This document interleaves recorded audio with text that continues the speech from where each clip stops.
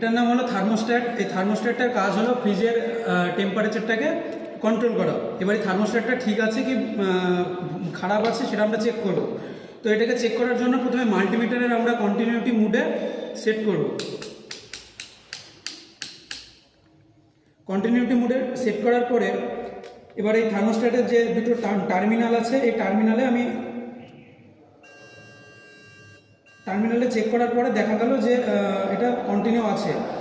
তো এবার থার্মোস্ট্যাটে যে অন্য যে কোনো একটা মুডে এটা থাকলে এর ভিতরে তড়িৎ সরবরাহটা চালু থাকে, তাই এটা কন্টিনিউটি হচ্ছে। এবার এই থার্মোস্ট্যাটকে যদি আমি ডিপ ফ্রস্ট মুডে দিই তাহলে ভেতরে তড়িৎ প্রবাহটা মানে বন্ধ হয়ে যায়। তো তার ফলে কন্টিনিউটি এবার শো করবে না। তো এবার আমি চেক করছি।